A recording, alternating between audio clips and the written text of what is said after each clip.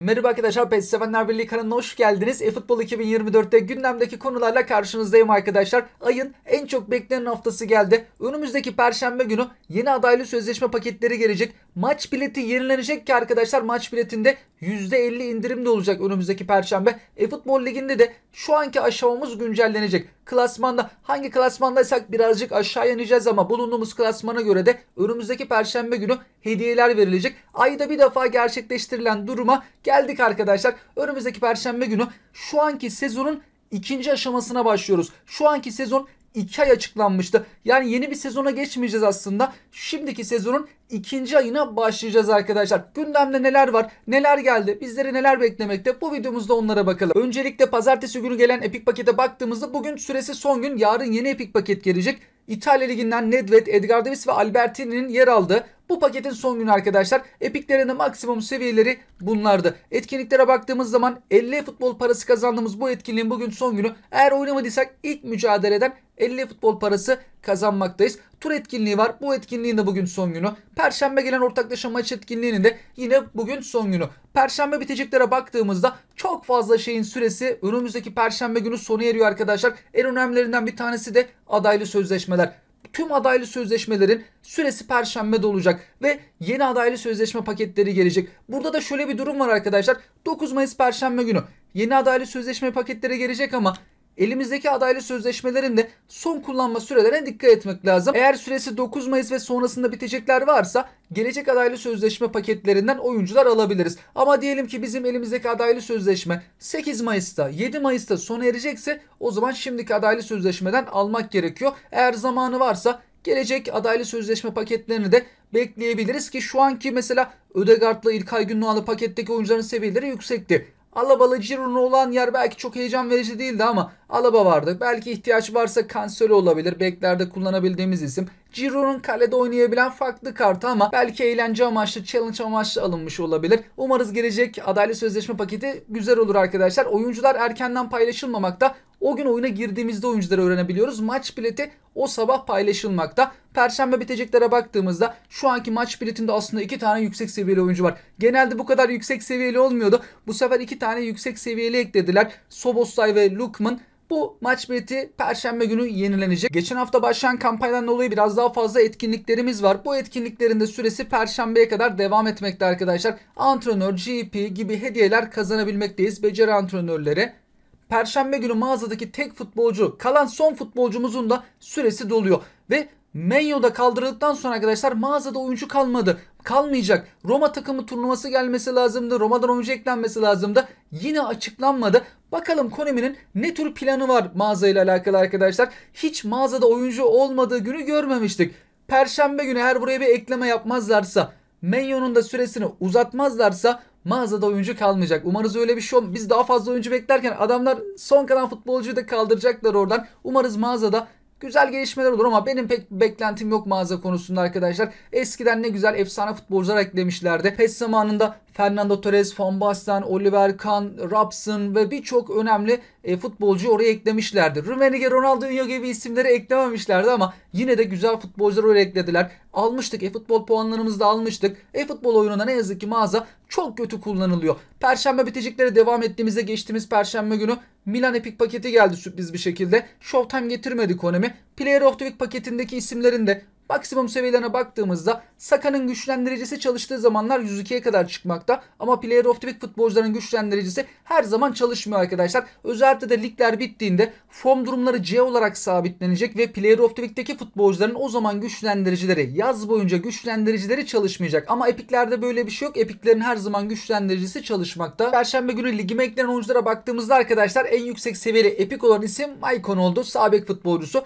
95'lik ama çok fazla isim eklendi. Bunların da süresi Perşembe'ye kadar devam ediyor. Önümüzdeki Perşembe günü yeni isimler eklenecek. Klasmana geldiğimizde arkadaşlar önümüzdeki Perşembe günü klasman güncellenecek. Ve hangi klasmandaysak da ona göre eFootball puanı gibi hediyeler verilmekte. Ve klasman güncellemesi aslında aylar önce değişmişti. Daha önce eFootball oyununda en yüksek hangi klasmana çıktıysak ona göre güncelleniyor. Diyelim ki biz şu an eFootball Ligi oynamıyoruz ama 3-4 ay önce birinci klasmana çıkmışlığımız var. Ona bakılıyor arkadaşlar. En yüksek kaça kadar çıktıysak ona göre güncelleneceği için daha önce birinci klasman gördüysek, birinci klasmanda kapattıysak dördüncü klasmandan başlıyoruz. İkinci klasmana kadar maksimum çıktıysak beşinci klasmandan başlayacağız. Bu şekilde önümüzdeki perşembe günü klasmanımız güncellenecek ve hangi klasmandaysak ona göre de hediyelerimiz verilecek. Aşağıdaki kampanya geçen hafta başlamıştı arkadaşlar. Bu kampanyanın ikinci haftasındayız. Bundan dolayı da bu hafta günlük giriş olarak her gün oyuna girdiğimizde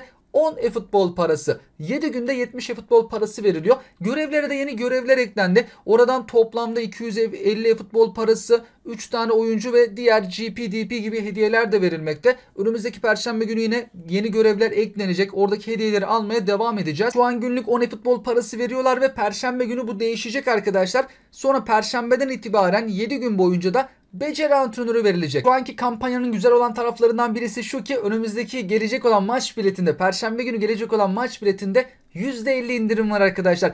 Diyelim ki biz maç biletinin kilitlerini daha önce açtık. Şu an o zaman böyle görünür. Orta taraf ilk başta 250'dir ama açıldıktan sonra 500'e çıkar. Aşağı tarafta ilk başta 500'dür. Açıldıktan sonra 1000 olmakta. Eğer maç biletinde e-futbol paraları sol taraftaysa %50 indirimle sağ taraftaki gibi olacak. Orta kısım 500'den 250'ye düşecek. Aşağı taraf 1000 gözüküyorsa 500 olacak. Diyelim ki maç biletinin hiç kilidini açmamış da olabiliriz. Orta tarafın ya da aşağı tarafın bir tanesinin bile kilidini açmamış olabiliriz. Ya da her ikisinin kilidini açmadık. Veyahut da oyuna yeni başlıyorsak, yeni bir hesap açacaksak soldaki gibi görünür arkadaşlar. Yine indirim var. Orta taraf 250 ya, hiç açılmadıysa o zaman 125 olmakta. Zaten 125'e kilidi açtıktan sonra hediyeler veriliyor. Oyuncu adaylı sözleşme, bir de 200 futbol parası geri verilmekte. Yani para harcayıp daha fazla para geri alabiliyoruz. Yeni açılan hesapların çok işine yarıyor. Bir de hiç kilit açılmadıysa, aşağı taraf hiç açılmadıysa 500, 250'yi açabileceğiz. 300 geri vermekte ve bir ton hediye. Eğer maç biletinin kilitlerini açtıysak da arkadaşlar, diyelim bizde orta taraf 500 böyle gözüküyorsa 250 olacak. Yine de mantıklı. 250 verdiğimizde 50 futbol parası cebimizden çıkıyor. Orta tarafa eklenen futbolcuyu alabiliriz. Ve adaylı sözleşmeler daha fazla. Bir tane 5 yıldızlı, 4 yıldızlı, 3 yıldızlı adaylı sözleşme hediyeleri, çok fazla antrenör verilmekte. Antrenör ihtiyacımızı da karşılar. Aşağı tarafa 500 harcarız ama 300'ü bize geri veriyor. 200 cebimizden çıkmış olacak. Eklenen oyunculara göre de tercih yapılabilmekte. %50 indirim gerçekten güzel oluyor.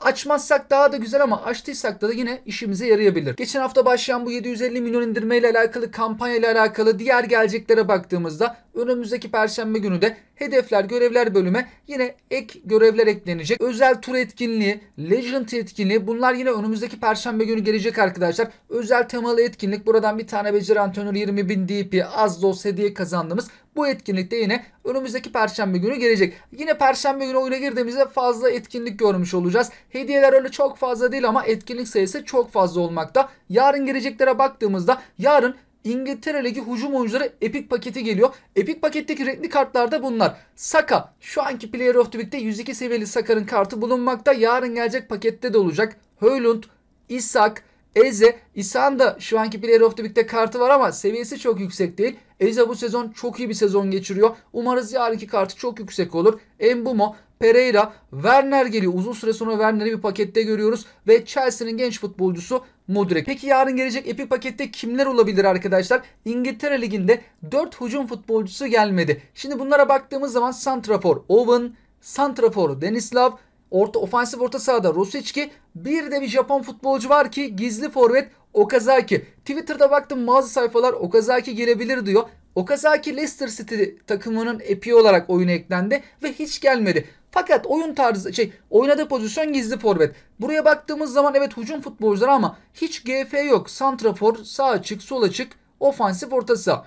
Soldaki bu üçlü de gelebilir arkadaşlar. O Japon Ligi ile alakalı bir epik pakete de ekleyebilirler aslında. Michael Owen ve Denislav çok yüksek seviyeli isimler ve çok önemli futbolcular. Denislav'ın yüksek seviyeli kartı bayağı iş yapabilmekte. Michael Owen da çok çabuk, süratli bir isim. Savunma arkasına hızlı kaçıyor. Ben Rosicki ile pek etkili oynayan bir isim değilim arkadaşlar. Geçtiğimiz dönemde bedavadan Rosicki'yi çıkarmıştık, bedava epik açılımı, ama çok da fazla kullanamamıştım. Ama Michael Owen ve Denislav'ın kartları, özellikleri oldukça iyi olacaktır. Bir de yorumlarda birçok arkadaşımız da değinmekte. Bu Showtime paketi aylar önce gelmişti arkadaşlar. Herhalde gelen Showtime paketlerine baktığımızda bence en güzeli bu paketti. Çünkü bu futbolcularda Chiesa, Muhammed Salah ve Son da oyunda hiçbir başka futbolcuda olmayan en önemli becerilerden bir tanesi olan bomba şut becerisi var. Öyle bir falso veriyorlar ki topu arkadaşlar, rakip kalecilerin kurtarması çok zor olmakta.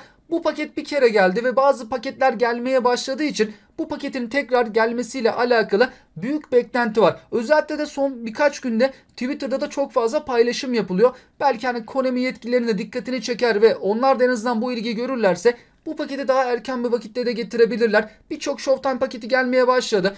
Bazı görüşlere göre belki ligler bittikten sonra bunları peşi sıra getirebilirler yönünde. Ama Avrupa Şampiyonası da başlayacak. Bakalım Konami bu paketi getirir mi? Getirirse ne zaman getirir arkadaşlar? Ama bu paket geldiğinde çok fazla açılım büyük ihtimal olacaktır. Çünkü bomba şut becerisi oyunda en etkili hücum becerilerinden bir tanesi. Olur olmadık yerlerden gol olabiliyor. Ya ummadığın yerden bile bir vuruyor oyuncu. Topu çok iyi çevirebilmekte. Pozisyon antrenörü de çıktıktan sonra bu futbolcuları başka yerlerde de yine en yüksek haliyle oynatma şansımız olmakta. Bende tek Muhammed Salah var arkadaşlar. Mesela ofansif orta sahada oynayamıyor. Pozisyon basınca ofansif orta sahada da en yüksek haliyle oynamakta. Ama dediğim gibi arkadaşlar, bu paket gelir mi gelmez mi? Gelirse ne zaman gelir? Şimdilik bir bilgi bulunmamakta. Ama sosyal medyada paylaşımlar son günlerde biraz daha fazlalaşmaya başladı. Belki Konami'nin dikkatini çeker. Belki getireceklerse daha erken vakitte getirirler mi? Herhangi bir gelişme olursa ben de sizlerle paylaşmaya çalışırım arkadaşlar. Şimdiden herkese mutlu, sağlıklı, güzel bir hafta dilerim. Hoşçakalın.